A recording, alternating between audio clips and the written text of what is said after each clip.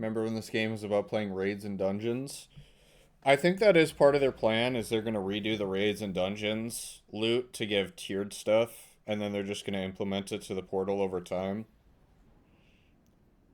I'm pretty sure that's what they're going to do over the next year.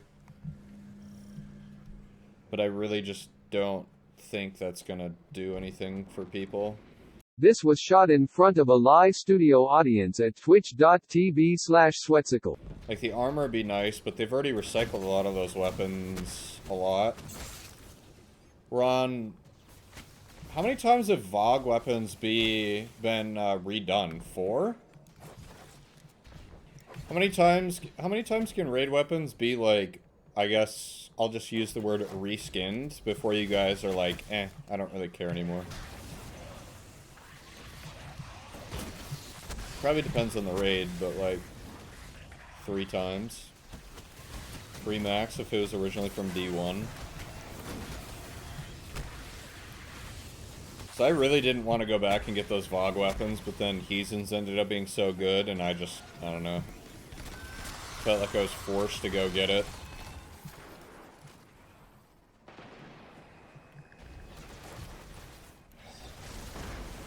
I think it'd be fine to reskin the new raids, like Salvations, I can't even remember what was before Salvations. It wasn't Ron. What am I... There's one I'm missing. Was it Ron? Crota? Yeah, Crota doesn't count. Was Ron really the year before Salvations? I guess it was. I guess they could go back as far as, like, maybe Vow. But I feel like a lot of the weapons from, like, from that raid forward aren't really that great. That's why I'm like, reskinning those weapons is a little sketchy.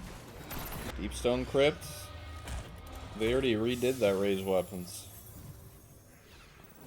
Bro, I'm not going back to farm more Deepstone. No, I'm good. Redo again? Yeah, you have fun farming that, dude. I'm good. Oh, yeah. Can you imagine that's their playbook? Is they're gonna bring back all the old raids that got sunset and then make those, tier 1 through 5 weapons? I could totally see him doing some shit like that. How long has it been? In November it will have been 5 years.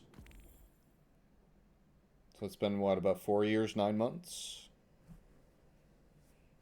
Since they took, what, 5 raids away from us? Right? Levy, Eater, Crown, Spire, Scourge. I think that's it.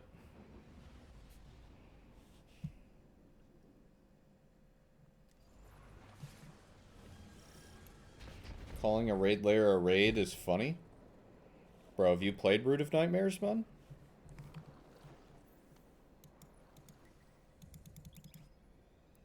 I'd rather have fucking Eater of Worlds than Root of Nightmares. The only good part about Root of Nightmares is the planet boss.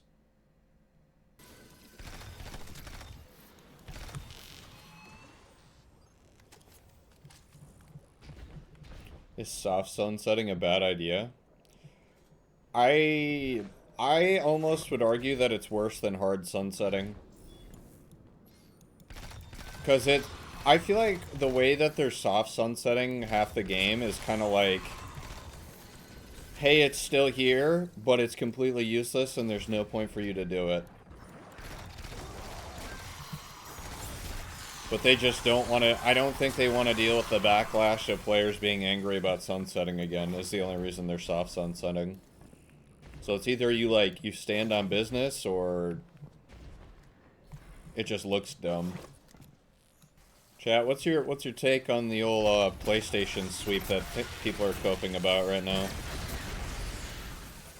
See everybody and their mother talking about how Sony's taking over now and the game is gonna be saved.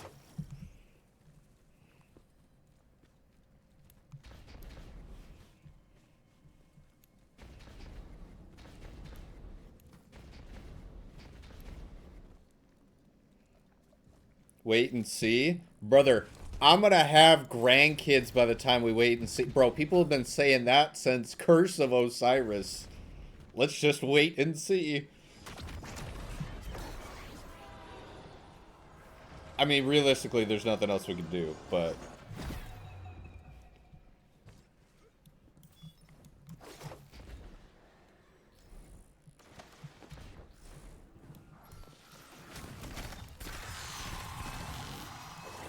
Dude, you know what would get me more bricked up than anything? Is if we saw the headline when we woke up tomorrow. Sony cleanup sweep. Fires all top executives doing fucking nothing at Bungie, but collecting a paycheck.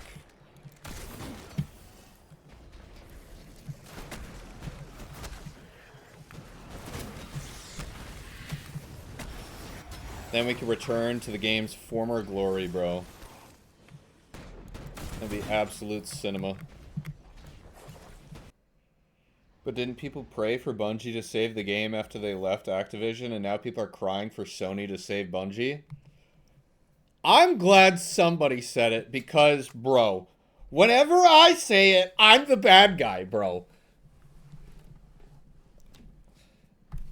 You're 100% right.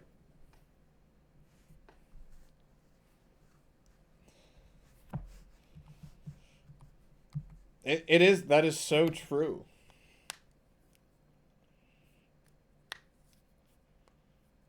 I feel like there's always that looking for a scapegoat type thing, is everything was Activision's fault. But now there's no one to shift the blame towards. Other than the evil executives which have been behind everything the entire time.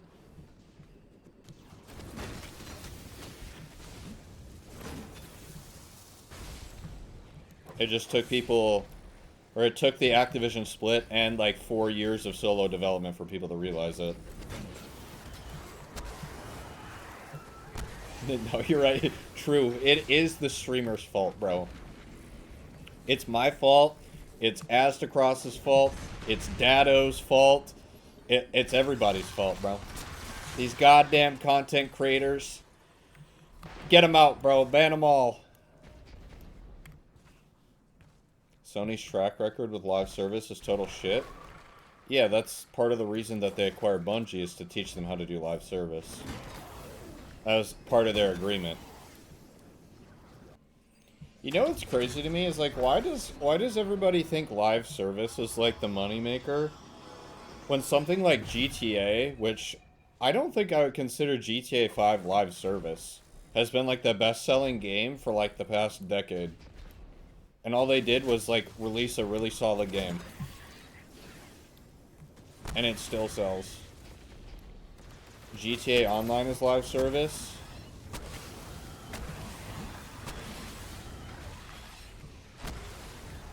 So, how can someone enlighten me on like how it's live service? So I'm not a GTA expert.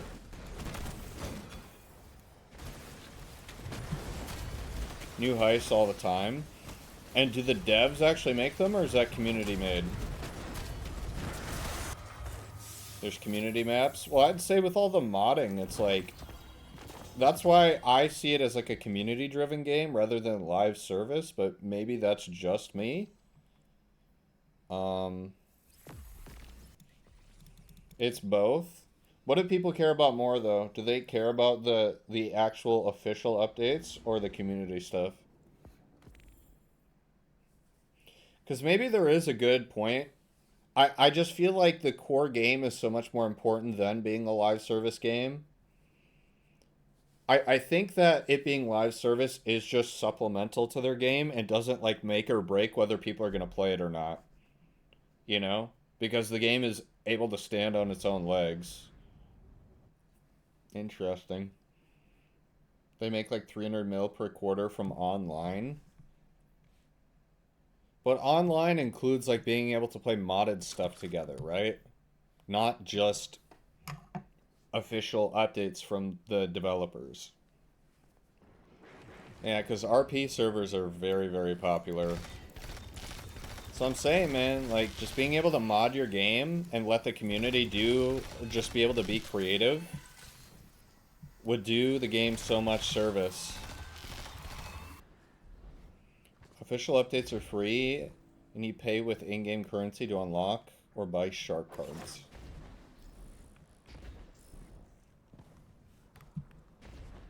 I just think people should, or more games should follow in their footsteps. Because obviously GTA is doing something right, but instead they're trying to do live service the shitty way and just milk the consumer's pockets for a half-assed product. That's I guess my point of the whole thing. TLDR. YouTube, make sure to subscribe to the live channel for more content. And, yeah. Okay, goodbye.